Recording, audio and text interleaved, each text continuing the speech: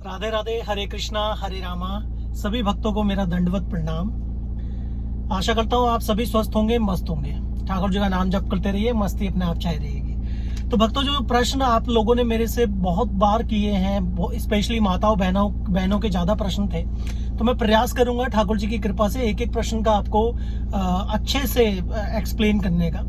पहला प्रश्न, जैसे जो ज्यादातर बहनों ने मुझसे पूछा है, भाइयों ने मुझसे पूछा है कि हम प्याज लहसुन खाते हैं तो क्या नाम जप कर सकते हैं? बिल्कुल कर सकते हैं आप नाम जप। प्याज लहसुन खाते हो आप, यहाँ तक कि अगर नॉनवेज भी खाते हैं तो भी नाम जप कर सकते हैं। नाम जप का प्याज लहसुन से या नॉनवेज खाने से कोई लेना देना नहीं है, ठीक है। हाँ, अगर आपने गुरु मंत्र लिया हुआ है, दीक्षा ली हुई है, उसके बाद तो अपराध बनेगा।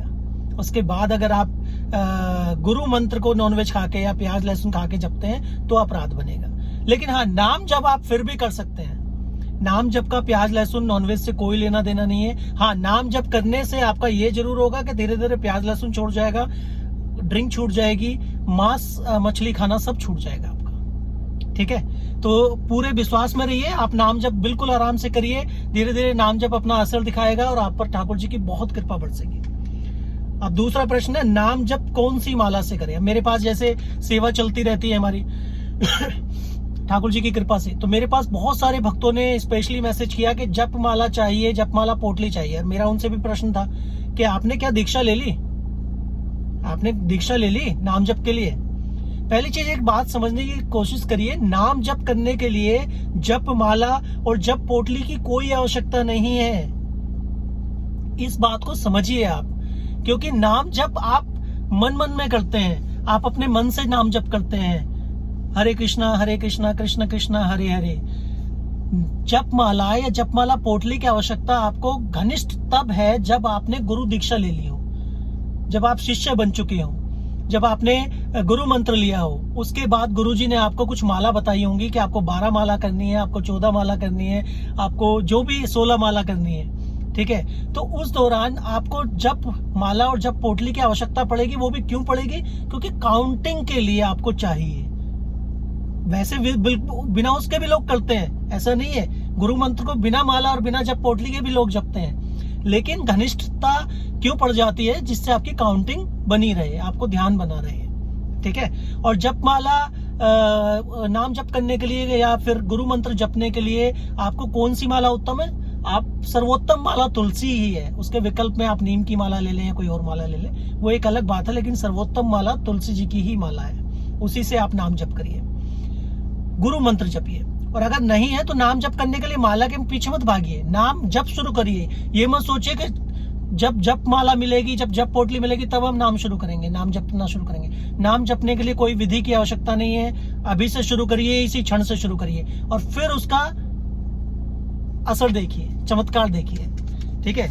अभी अगले प्रश्न पर बढ़ते हैं। क्या ठाकुर जी को प्याज लहसुन का भोग लगा सकते हैं? प्रभु बिल्कुल नहीं लगा सकते। प्याज लहसुन तामसिक भोजन है और भगवान श्री हरि के भोजन में बिल्कुल निषेध है। उसमें तुलसी दल आप डाल सकते हैं, तुलसी दल डालना बहुत जरूरी है। बिना तुलसी दल के भगवान को कुछ भी अर्पण ना करें। प्याज लहसुन का उपयोग बहुत ही ज्यादा निषेध है, अपराध है। भगवान को आप कभी भोग मत लगाइएगा प्याज और लहसुन का, ठीक है। अब बात करते हैं अगले प्रश्न की, क्या मासिक धर्म में नाम जप कर सकते हैं? जी बिल्कुल कर सकते हैं आप मासिक धर्म में नाम जप, क्योंकि मासिक धर्म से आपका शरीर अशुद्ध हुआ है, आपका मन शुद्ध है, आपका भाव शुद्ध है। आप हाँ, गुरु मंत्र जो जपते हैं वो नहीं जपना है। आप माला नहीं कर सकते। अगर दीक्षा ली हुई है तब, पूरी बात समझिएगा, अगर आपने दीक्षा ली हुई है तो आप माला जप नहीं करेंगे, गुरु मंत्र जो दिया हुआ है। लेकिन नाम जप करने से आपको कोई नहीं रोकता है। आप नाम जप करें, पूरे दिन करें, आप ऑफिस का काम करते हुए करें, आप अपने घर का काम करते हुए करें, स्नान आदि करके करें, जो डेली रूटीन है। बस आप पूजा नहीं करनी है आपको, बस आपको गुरु मंत्र नहीं जपना है जो दीक्षा के दौरान मिला है, ठीक है। तो नाम जप पूरे निश्चिंत होकर करिए, हर क्षण करिए, हर जगह करिए, किचन में करिए, बाथरूम में करिए। क्यों? क्योंकि नाम जप हमेशा आपके मुख पर होना चाहिए, क्योंकि पता नहीं ना कब प्राण निकल जाए। बाथरूम में नहाते हुए प्राण निकल गए तो, इसलिए हर जगह, कोई जगह शुद्ध समझ के नहीं करिए। नाम जप मन में चलते रहना चाहिए, ठीक है। अगला प्रश्न है कि क्या मासिक धर्म में तुलसी में जल चढ़ा सकते हैं? क्या ठाकुर जी का भोग लगा सकते हैं, उनका भोग बना सकते हैं? देखिए, मासिक धर्म में आपको 4 दिन तक ना तो तुलसी जी को जल चढ़ाना है, क्योंकि आप अशुद्ध अवस्था में आपका शरीर होता है, ठीक है, आपका शरीर अशुद्ध अवस्था में होता है, और उस दौरान आपको ना तो तुलसी जी को जल चढ़ाना है, ना तुलसी जी से उनके पत्ते तोड़ने हैं, ना ही आपको ठाकुर जी का भोग बनाना है, ना ही आपके द्वारा बने भोजन से ठाकुर जी को भोग लगना है, ठीक है। तो आपको ये 4 दिन का नियम करना है। 4 दिन के बाद 5वें दिन आप स्नान करके फिर से उसी रूटीन में लग सकते हैं, लेकिन आप ठाकुर जी की सेवा का भाव मन में जरूर रखिए। नाम जप करते रहिए उन 4 दिनों में भी, खूब नाम जप करिए, पहले से ज्यादा करिए, प्रयास करिए पहले से ज्यादा करिए, ठीक है। बहुत सी बहनों का प्रश्न था कि क्या मासिक धर्म में भी तुलसी माला पहने रख सकते हैं? ठीक है, बिल्कुल पहने रख सकते हैं आप। तुलसी माला एक बार धारण कर ली, वो उतारने का विषय नहीं है। आपने एक बार तुलसी माला को धारण कर लिया है तो वो आपके शरीर से तभी उतर सकती है जब टूट जाए या खंडित हो जाए। आपको खुद नहीं उतारनी है, किसी भी अवस्था में नहीं उतारनी है। बहुत सी स्त्रियों का प्रश्न था, बहुत सी बहनों का प्रश्न था, जब हम पति के साथ होते, अरे आपने तुलसी माला को एक बार धारण कर लिया है, आप कहीं भी हैं, किसी भी अवस्था में, तुलसी माला कभी अशुद्ध नहीं होती है। ये साक्षात वरदान है आपको ठाकुर जी का। तुलसी माला कभी अशुद्ध नहीं होती है, हमारा शरीर ही है गंदा, ये काया जो है ना, यही गंदी होती है, यही से नहा के शुद्ध करते हैं, नाम जप करके शुद्ध करते हैं। हमारा शरीर शुद्ध अशुद्ध होता है, कभी तुलसी माला अशुद्ध नहीं होती है। पूरे विश्वास में रहिए, कभी ये भाव मत लाइए वो मेरी तुलसी माला टूट गई है, मुझे पाप लगेगा क्या। तुलसी माला एक पौधा है, पूजनीय है, लेकिन है पौधा, ही पेड़ है, ठीक है, लकड़ी है। जैसे ये शरीर नश्वर है, वैसे ही तुलसी जी की भी लकड़ी भी टूट सकती है ना, ठीक है, खंडित हो सकती है, सब कुछ हो सकता है। तो वो टूट जाए, दूसरी धारण करिए, पुरानी वाली को किसी बहते जल में प्रवाहित करिए, शुद्ध जल में, ये नहीं कि बहता हुआ गंदा नाला है तो उसमें, शुद्ध जल में प्रवाहित करना है, ठीक है। और पूरे विश्वास में रहना है, भय नहीं खाना है प्रभु से ना, कि प्रभु से भय खा के भक्ति नहीं करनी है, प्रेम करना है, सरलता दिखानी है, प्रेम से करना है सारा काम, ठीक है। कंठी और तुलसी माला में अंतर देखिए, महत्व आपको मैं बताता हूं। महत्व तुलसी माला धारण करने का है। अब जैसे ये है, ये कंठी नहीं है, ये तुलसी माला है। कंठी होती है जो आपके गोल गोल कंठ पे आती है, ठीक है, कंठ पे जो आती है उसे कंठी माला बोलते हैं, जो गले में होती है उसे तुलसी कह देते हैं। लेकिन फर्क कुछ नहीं है। आप ये मत सोचिए आपने कंठी धारण नहीं की हुई है तो आपको धाम की प्राप्ति नहीं होगी, आपको वो फल नहीं मिल रहा है जो ये माला धारण करने से मिल रहा है, क्योंकि महत्व तुलसी माला धारण करने का है।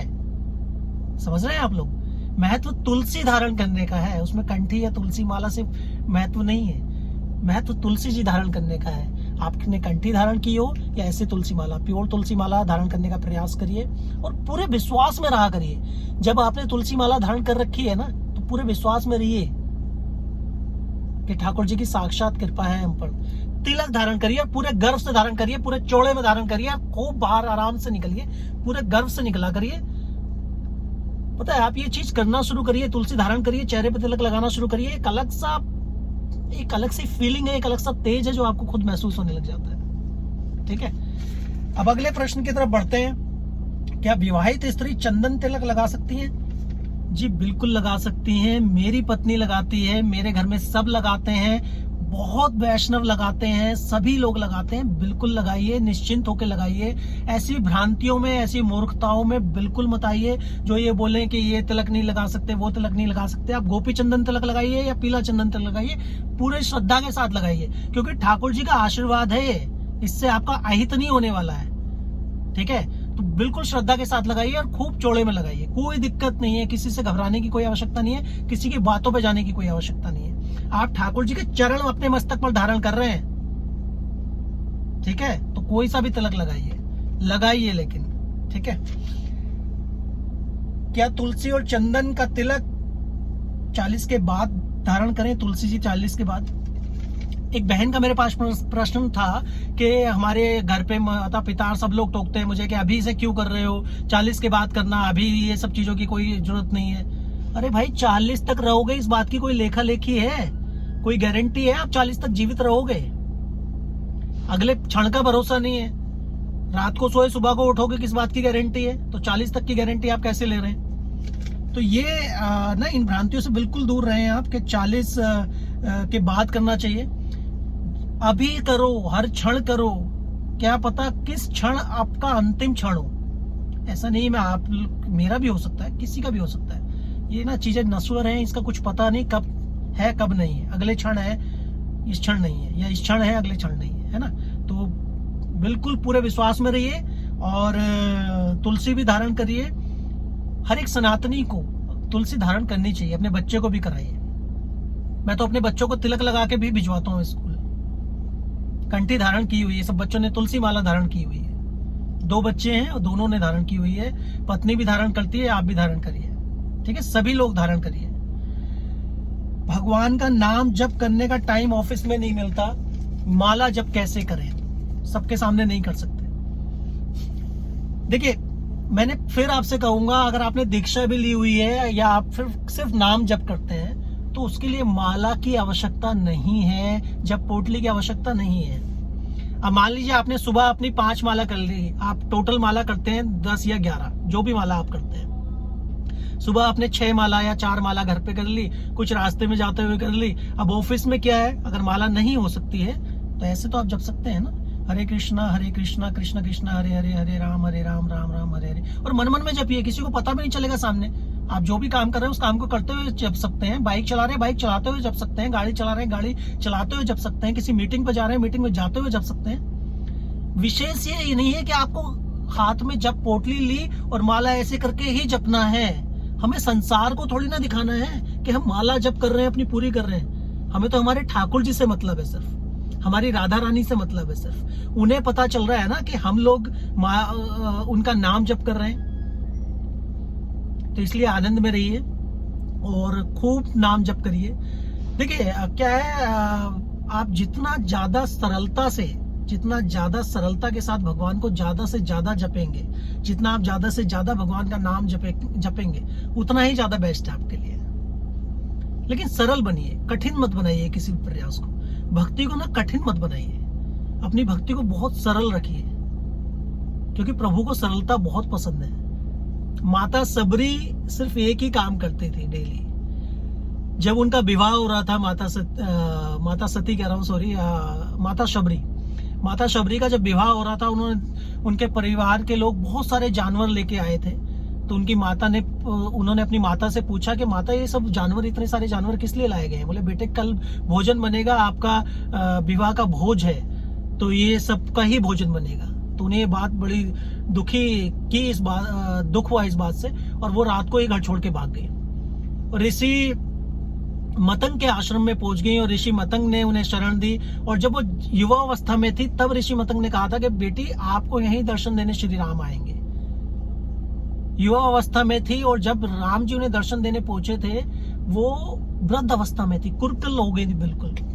तो कितने साल उन्होंने इंतजार किया। क्या करती थी, कितनी सरलता थी, डेली रास्ता साफ करती थी राम जी के लिए, डेली फूल बिछाती थी उस रास्ते में, और बस एक ही विश्वास था, मेरे राम जी आएंगे, आज तो राम जी पक्का आएंगे, आज तो उन्हें आना ही पड़ेगा। अच्छा, आने वाले हैं क्या, अरे आ गए क्या, ऐसे ही पूरे दिन। और उनके लिए फल चुन चुन के लाते थे। तो जितना जीवन सरल होगा, ऐसे ही कर्माबाई जी का चरित्र है। आप कभी भक्तों का चरित्र पढ़िए, बहुत ही सरल जीवन है। कठिनता नहीं बनाई है उन्होंने कभी भी ना, चीजों को कठिन नहीं बनाने का प्रयास किया, बहुत सरल है। तो सरलता से भगवान ज्यादा प्रसन्न होते हैं। मन में विश्वास रखिए, खूब नाम जप करिए। कोई भी और प्रश्न हो तो मुझे इंस्टाग्राम पे भेजते रहिए। आप सबसे रिक्वेस्ट है, हमारे पेज को सब्सक्राइब करें और ज्यादा से ज्यादा शेयर करें, ठीक है। इस तरह की वीडियो मैं आप सबके लिए लाता रहूंगा। इस तरह की जो वीडियो है, मैं प्रयास करूंगा कि आपके हर प्रश्न का उत्तर दे पाऊं ठाकुर जी की कृपा से, और आपको सहयोग कर पाऊं भगवान के नाम को और जपने के लिए और आगे बढ़ने के लिए। राधे राधे, हरे कृष्णा, हरे राम।